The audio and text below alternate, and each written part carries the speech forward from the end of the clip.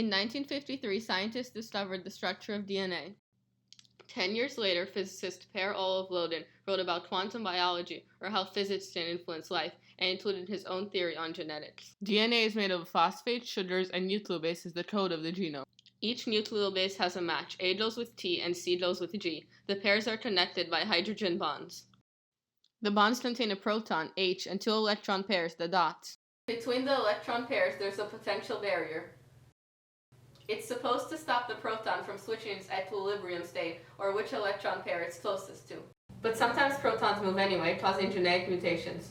Maybe something called quantum tunneling can explain that. The microworld of subatomic particles and some small atoms operates on quantum mechanics. Here, particles have been shown to have wave-like properties, including the superposition or quantum coherence.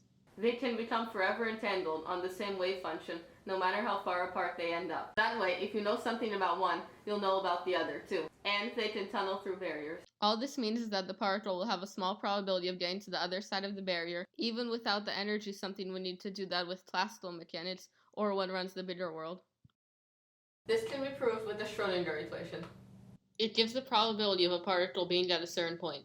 So, what does this mean for genetics? Although quantum tunneling is a lot more common in electrons because of their smaller weight and size, it can still happen with protons. In DNA strands, depending on how many protons switch over, the nucleobases shift into different tautomeric forms. If only one proton moves, the charges of the nucleobases change, causing one to become a positively charged ion and the other to become a negatively charged ion. Negatively charged ions can combine with any other nucleobase, which can lead to a bunch of errors. Positively charged ions can't combine with any, so there's a deletion in the genetic code. As for the rest, the CG pair has one more hydrogen bond than AT, but Löwdin thought that what mattered were the first two bonds. Proton placement here is identical between bases of opposite pairs and opposite structure groups, A and C, and G and T.